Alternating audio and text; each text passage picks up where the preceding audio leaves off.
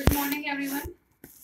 आशा है आपने पीछे वाली वीडियो जरूर देखी होंगी और जो 10वीं क्लास का हमने चैप्टर शुरू कर रखा है संघवाद, ये इस चैप्टर की तीसरी वीडियो है मेरी और आज हम इस चैप्टर को खत्म कर देंगे, कंप्लीट कर लेंगे इस चैप्टर को। आज हम शुरुआत में फर्स्ट वीडियो में हमने पढ़ा कि संघवाद और एकात्मक और संघात्मक शासन क्या होता है, ये हम और फिर पढ़ा कि संघवाद की विशेषताएं क्या है। दूसरी वीडियो में हमने भारत में शक्तियों का वितरण किस प्रकार से किया गया है उसके बारे में पढ़ा और साथ ही साथ हमने भाषा की नीति के बारे में भी पढ़ा। आज का हमारा टॉपिक है केंद्र राज्य संबंध और भारत में विकेंद्रीकरण। केंद्र राज्य संबंध, जैसा कि संघवाद की विशेषता है कि शक्तियों का बंटवारा दो स्तरों पर होता है, एक केंद्र स्तर पर और एक राज्य अर्थात प्रांतीय स्तर पर शक्तियों का बंटवारा होता है। तो जब भारत आजाद हुआ उसके काफी सालों तक तो केंद्र और राज्यों में एक ही तरह की सरकारें रही। जैसे अगर केंद्र में कांग्रेस की सरकार है तो अधिकतर राज्यों में भी कांग्रेस की ही सरकारें रही। तो इस तरह से केंद्र और राज्यों में कोई भी ऐसी दिक्कत नहीं आई, क्योंकि जो केंद्र में नियम बनते थे राज्य जो करते उनको अपना लेते थे। तो फिर धीरे धीरे जैसे 1990 का दशक आया, 1989 के बाद से भारत में किसी भी एक दल, कोई भी एक दल इतना शक्तिशाली नहीं रहा कि वो अपने बलबूते पर सरकारें बना ले, केंद्र में भी और राज्यों में भी। तो इस दौरान बहुत सारे क्षेत्रीय दलों का उदय हुआ। उन क्षेत्रीय दलों के कारण जनता की वोट बट गई, तो कोई भी दल मेजोरिटी में नहीं आ पाया। तो इस वजह से गठबंधन सरकारें बनानी पड़ी। तो गठबंधन सरकार क्या होती है जान लीजिए, दो या दो से अधिक दलों के द्वारा मिलकर बनाई गई सरकार। दो या दो से अधिक राजनीतिक दलों के द्वारा मिलकर बनाई गई सरकार को गठबंधन सरकार कहते हैं। और 1989 के बाद से गठबंधन सरकारों का दौर चल पड़ा है। फॉर एग्जाम्पल, जैसे अभी हरियाणा में सरकार का गठन हुआ है, उसमें बीजेपी और जेजेपी दो दलों के गठबंधन से सरकार बनी है, क्योंकि कोई भी दल मेजोरिटी नहीं ले पाया था, बहुमत नहीं ले पाया था। तो इसलिए दो दलों ने मिलकर, और कुछ निर्दलीय भी मिले हुए हैं, उन्होंने मिलकर के सरकार बनाई। इस तरह की सरकार को हम कहते हैं गठबंधन सरकार। तो अब क्या है कि केंद्र में अलग सरकारें हैं, राज्यों में अलग सरकारें, बहुत सारे राज्य ऐसे हैं जहां पर अलग सरकार है केंद्र की बजाय। तो अब वो ज्यादा से ज्यादा अपनी स्वायत्तता की मांग करते हैं। केंद्र सरकार कई बार पक्षपात भी कर देती है, कई बार वो सिर्फ अपने अपने जो उनकी दलों से संबंधित जो राज्य हैं उन्हीं को ग्रांट ज्यादा देती है। तो इस तरह से केंद्र और राज्यों में आपस में मनमुटाव हो जाता है। और सही तौर पर देखें तो यही संघवाद है, जब राज्य अपनी शक्तियों का पूरा प्रयोग करने लग जाते हैं तो उसे ही हम कहते हैं संघवाद। तो आई थिंक केंद्र और राज्य संबंध भी आपको थोड़ा बहुत समझ में आ गए होंगे। और केंद्र राज्यों के संबंधों का निपटारा करने के लिए एक आयोग का गठन भी किया गया था, जिसे हम सरकारीय आयोग के नाम से जानते हैं, सरकारीय आयोग। तो आइए आगे चलते हैं। भारत में विकेंद्रीकरण, पहले तो इसका अर्थ, विकेंद्रीकरण क्या होता है? जब केंद्र और राज्य सरकारों से शक्तियां लेकर के स्थानीय सरकारों को दे दी जाती है तो उसे कहते हैं सत्ता का विकेंद्रीकरण।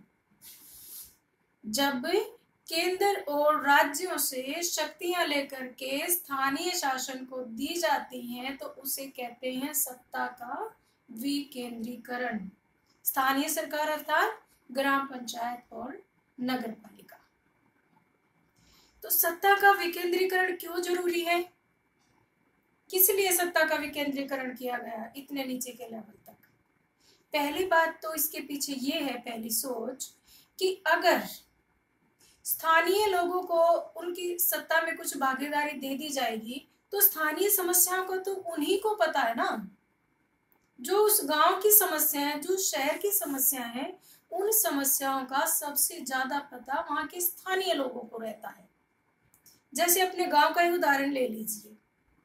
आपके गांव में सड़क की ज्यादा जरूरत है, स्कूल की ज्यादा जरूरत है, या पानी की ज्यादा जरूरत है, कौन सी चीज सबसे ज्यादा जरूरी है आज के दिन? उस समस्या का तो किसको पता चलेगा? सबसे पहले गांव के लोगों को, स्थानीय लोगों को पता चलेगा। वही बताएंगे कि कहाँ पर आज के दिन ज्यादा पैसा खर्च करना है। तब सही मायने में सही लोगों तक सरकार की सहायता पहुंच पाएगी। इसलिए सत्ता का विकेंद्रीकरण जरूरी है। दूसरी बात, ये लोगों में लोकतंत्र की समझ पैदा करती है। जैसे लोग स्थानीय स्तर पर अपने आए दिन के नीति निर्माण में भाग लेते हैं, तो उन्हें आगे की पाठशाला, वो मान ली कि प्राथमिक पाठशाला है लोकतंत्र की। यहाँ से लोग सीखते हैं कि कैसे नियम बनते हैं, कैसे नीतियां बनती है, कैसे सरकार बनती है और किसके क्या दायित्व है। तो दूसरी बात क्या हुई कि लोकतंत्र की प्राथमिक पाठशाला भी हम इसे कह सकते हैं। लोकतंत्र को अगर जड़ से मजबूत करना है तो स्थानीय लोगों को पावर, शक्तियां देनी चाहिए। तो इसी विचार को ध्यान में रखते हुए सत्ता का विकेंद्रीकरण किया गया है।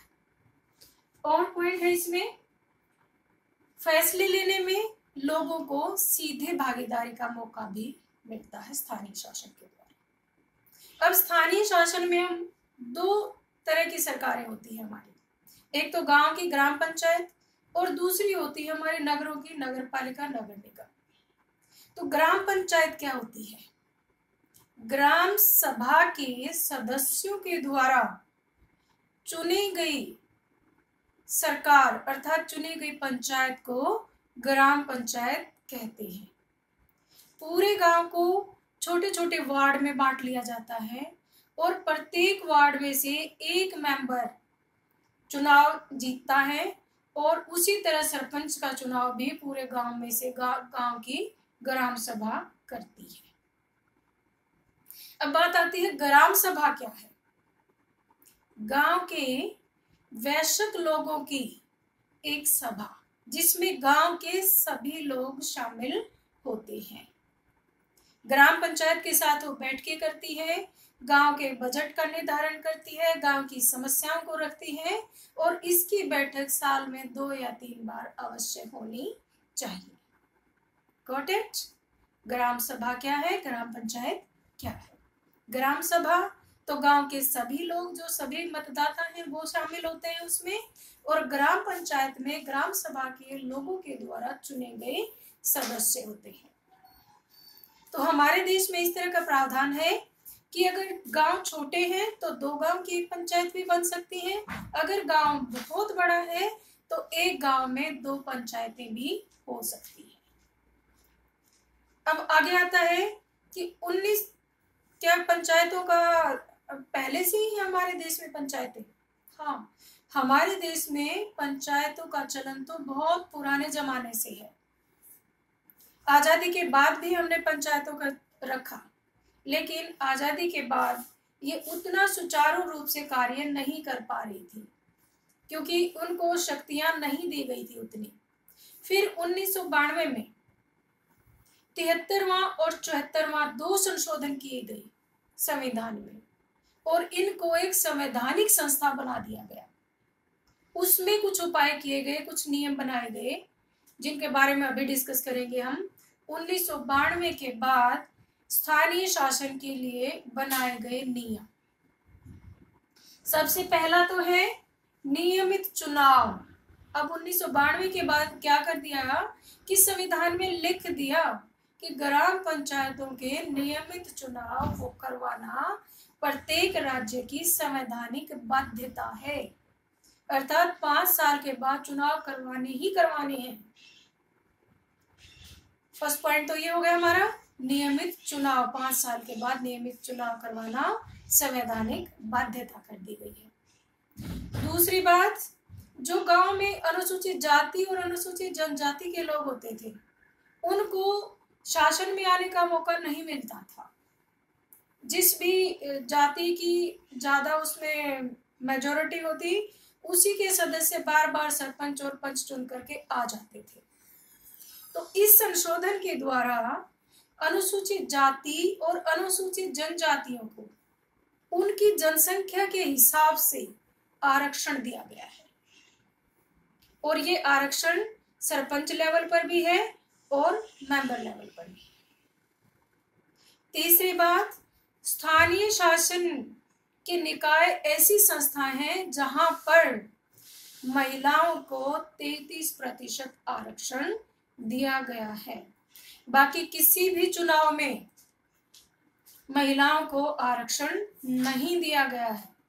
सिर्फ और सिर्फ जो स्थानीय निकाय के चुनाव हैं, अर्थात जो ग्राम पंचायत और नगर पालिकाएं हैं, वहां पर महिलाओं को 33% आरक्षण दिया गया है। अर्थात 1/3 महिलाएं सदस्य आएंगी उस पंचायत में और उस नगर पालिका में। अंडरस्टैंड? तो अब बात आती है और क्या किया गया है। जो स्थानीय निकायों के चुनाव हैं, उनको करवाने की जिम्मेदारी राज्य चुनाव आयोग की है। राज्य चुनाव आयोग की जिम्मेदारी है कि वो नियमित रूप से पंचायतों और नगर पालिकाओं के चुनाव करवाए। नेक्स्ट पॉइंट इसमें आता है कि केंद्र और राज्यों से ग्रांट लेकर के स्थानीय शासन को अलग से दी जाती है, ताकि वो अपने क्षेत्र में उन कार्यों को करवा सके। अब उनको कुछ पैसा भी दिया जाने लगा है। तो ये है 1992 के बाद किए गए प्रावधान। समझ गए होंगे, बहुत ही इम्पोर्टेंट है। कई बार पूछ लिया जाता है 1992 के बाद किए गए प्रावधान और 1992 से पहले क्या क्या प्रावधान से, उसके बारे में बताइए। तो 1992 के बाद जो मैंने अभी प्रावधान बताया, एक तो नियमित चुनाव, अनुसूचित जाति जनजातियों को आरक्षण की व्यवस्था, महिलाओं को आरक्षण की व्यवस्था, राज्य चुनाव आयोग उनके चुनाव करवाएगा और उसके बाद उनको कुछ ना कुछ वित्तीय स्वायत्तता भी दी जाएगी। तो ये बात होगी हमारी पंचायतों के बारे में। और जो ये पंचायतें हैं, ये 3 स्तर पर बनाई गई है, त्रिस्तरीय ढांचा है। पहले स्तर पर ग्राम पंचायत गांव के ग्राम सभा के लोगों के द्वारा चुनी जाएगी। दूसरे स्तर पर ब्लॉक समिति, जो उस ब्लॉक के जो पंचायत मेंबर हैं वो चुनेंगे ब्लॉक समिति को। और उसके बाद होगी जिला परिषद। जिला परिषद के जो सदस्य हैं वो ज्यादातर सदस्य जो ब्लॉक समिति के सदस्य हैं उनके द्वारा चुने जाएंगे, और जो उस जिले में जो लोकसभा का सदस्य है अर्थात सांसद है जो, और दूसरा जो विधानसभा का सदस्य है जो एमएलए है, वो भी जिला परिषद का सदस्य होता है। दूसरी बात आती है हमारी नगर पालिकाओं के बारे में। जैसे गांव में ग्राम पंचायत, शहरों में नगर पालिका। नगर पालिका के भी वही कार्य हैं जो गांव में ग्राम पंचायत के हैं, जैसे पानी की व्यवस्था करना, गलियां वगैरह बनवाना, अपना अस्पताल के खुलवाना या स्कूल वगैरह का छोटे मोटे कामों के लिए जो जो गांव के रोजमर्रा के कार्य होते हैं उनको करवाती है ग्राम पंचायत। ऐसे ही शहरों में नगर पालिका करवाती है।